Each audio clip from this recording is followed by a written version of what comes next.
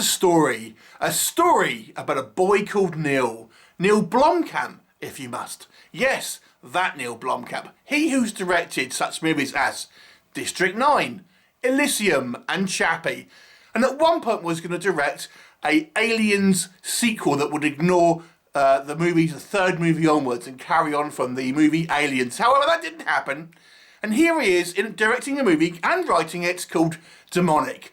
A title which is very generic, let's be honest, and there's been a number of other films called Demonic, but here you go. And this one stars Carly Pope, an actress who looks almost exactly like Noomi Rapace, which was very distracting in the movies. I kept thinking I was watching Noomi Rapace.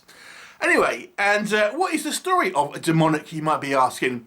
Well, it focuses on this character called Carly, played by Carly Pope, who is a woman who has a troubled past. Her mother, when she was younger, went on a murderous rampage for no apparent reason. And as such, obviously, Carly has suffered mentally because of that and has obviously not spoken to her mother in a number of years. But she's contacted by a mysterious medical organisation who has Carly's mother in a coma in their facility. And they want Carly to come in and do a kind of experimental type of technology where she can kind of mentally interface with her mother through a kind of virtual reality kind of simulation where she can enter her mother's mind, so to speak, through the magic of technology, and what she's seeing will be kind of displayed in a kind of Sims-like video game appearance, so other people can kind of see what's going on to try and communicate with her, as she's now in a locked-in kind of style coma. However, if you could tell by the kind of the title of the movie, you can probably guess maybe what has caused this murderous rampage from her mother all these years past. Now, obviously things will go from bad to worse, as you could probably expect in a film like this, but what will happen? Well, you'll have to watch the movie to find out. So let's discuss. So I was pretty excited to hear that Neill Blomkamp was going to do a horror movie called Demonic. I really did enjoy District 9, I quite liked Elysium. In my opinion, Neill Blomkamp's work has had a bit of a slow decline, if you want my honest opinion. So how does Demonic measure up? Let's discuss. First of all, let's talk about what I think worked in this film.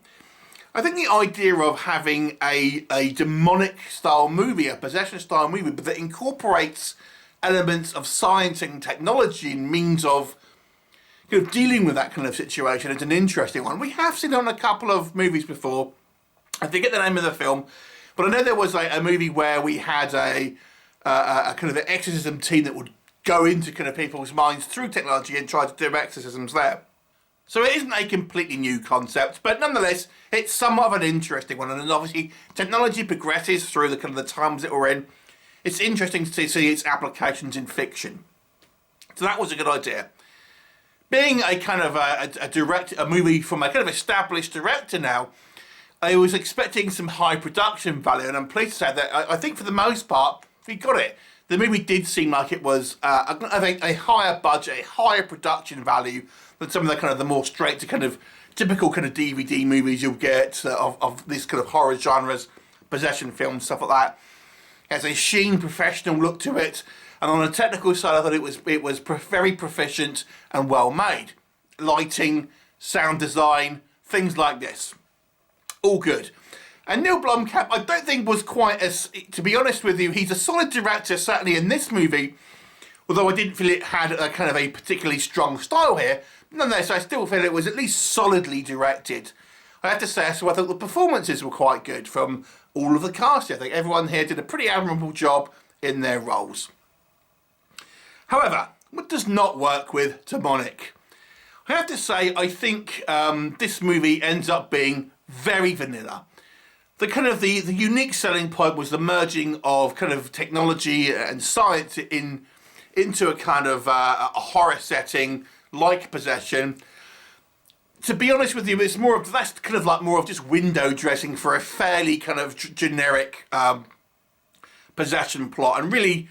There's a few sequences like that, but they kind of, you feel like you're watching a cartoon in those sequences. But even outside of those, the rest of the movie is so sort of typically kind of generic for a kind of this type of film. I don't really feel it added a hell of a lot.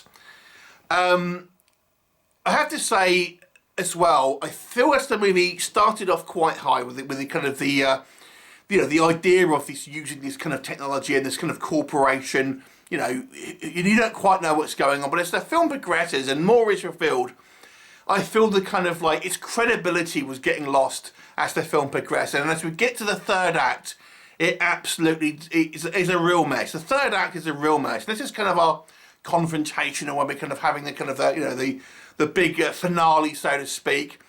And that last act was so poorly handled, in my opinion. It almost beggars belief that this is the same director who did District 9.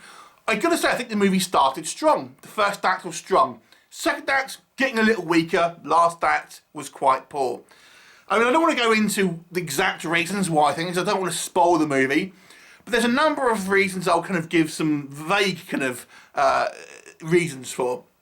There's a Deus Ex Machina that's introduced to this into the kind of like the third act, which I thought was so clumsily handled, and again, without giving anything away, it's built up, and then it's handled so poorly in regards to who's wielding this particular thing, and who and how it's used. It's just silly. It doesn't make any sense in the context of a logical film. Well, a logical, when you these things will play out in your mind, thinking, oh, that's kind of what would happen, and what would I do in this situation? It doesn't make sense what would happen using this kind of particular kind of MacGuffin, should we call it? Weak. The movie also really doesn't want us to see anything. This is a lot of after effects of what the kind of like the antagonist has done,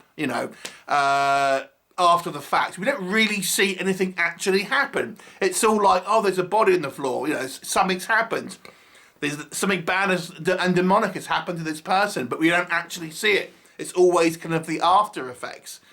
When we do see our creature, let's call it that, I've got to say it was quite weak sauce. It just looked goofy a little bit. It really didn't look particularly kind of scary. And it's a mix of design and, I think, to be honest with you, some quite poor special effects. And the other thing I would say as well, our main character, who is called Carly and also played by Carly, is quite unlikable. In actual fact, she makes some decisions in the movie that directly impacts other characters in a negative fashion, and is quite mean and, I think, selfish to other characters, and therefore it's quite hard to root for her. And as the film, as it goes on and kind of, decisions ultimately have consequences, you're thinking this could have been avoided had this character not been quite as selfish. It's hard to root for this character.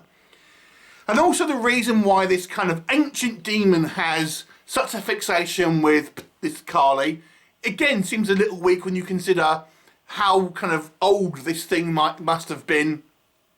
It's very ill-conceived. I have to say, I'm surprised.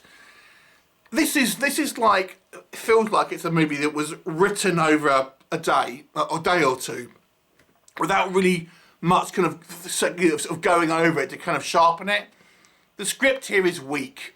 The direction is not bad, but it's kind of workmanlike, and ultimately the effect is the story is vanilla, generic, and to be honest with you, considering the talent behind it, disappointing. I wouldn't say it's an out and out bad film. It is watchable. There's okay performances. The story at least starts out pretty strong, but it's kind of devolves into a generic movie, and at worst a messy one. I'm going to give this one a 4 out of 10. Have you seen it? What did you think of it? Leave me a comment, and I'll look forward to seeing you next time. Bye for now.